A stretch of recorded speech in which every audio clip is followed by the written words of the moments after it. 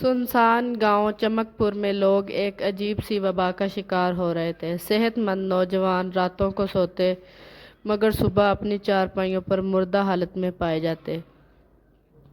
ان کی لاشوں پر ننھے سوراخ اور سیاہ دھبے ہوتے جیسے کسی زہریلے جانور نے کاٹ لیا ہو، لیکن حیرت کی بات یہ تھی کہ وہاں کوئی زہریلا جانور سانپ دکھائی نہیں دیا گیا۔ لوگ ڈرنے لگے۔ گاؤں کے بڑے بوڑھوں نے کہا کہ شاید کسی منحوس عصیب کا کام ہو، مگر ایک نوجوان جو ابھی نیا پڑھ کر آیا تھا، شہر سے تعلیم حاصل کر کے آیا تھا، ان باتوں پر یقین نہیں رکھتا تھا۔ اس نے کہا کہ میں اس بات کی سچائی کا پتہ لگا کر رہوں گا۔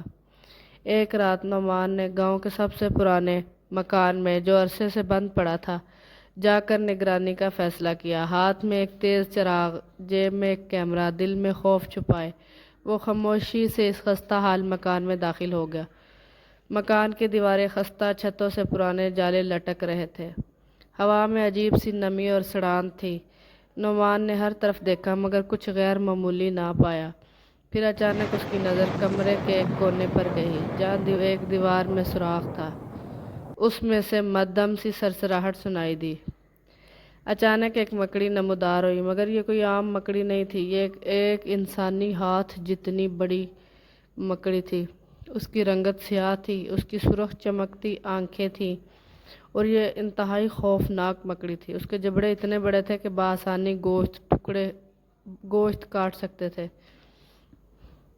نعمان کا دل دہل گیا۔ اس نے جلدی سے کیمرہ نکالا، لیکن جیسے ہی فلیش چمکا، مکڑی نے ایک ناقابل یقین رفتار سے چھلانگ لگائی اور نعمان پر حملہ کر دیا۔ وہ بمشکل بچا اور باہر کی طرف دوڑ پڑا۔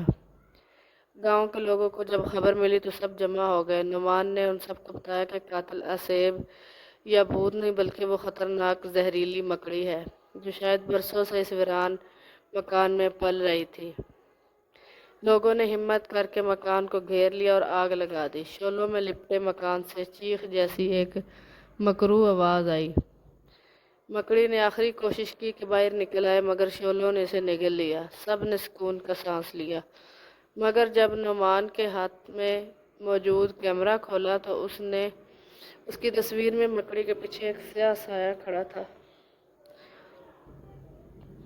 وہ کوئی عام سایہ نہیں تھا، بلکہ ایسا لگتا تھا جیسے کوئی شیطانی روح مکڑی کی حفاظت کر رہی ہو۔ کیا واقعی خطرہ ختم ہو گیا تھا یا چمک پور پر کوئی اور مصیبت آنے والی تھی؟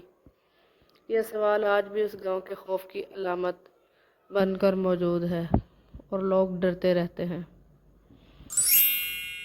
اگر سٹوری پسند آئے، انٹرسٹنگ لگے تو چینل کو لائک کریں، سبسکرائب کریں۔ اللہ حافظ۔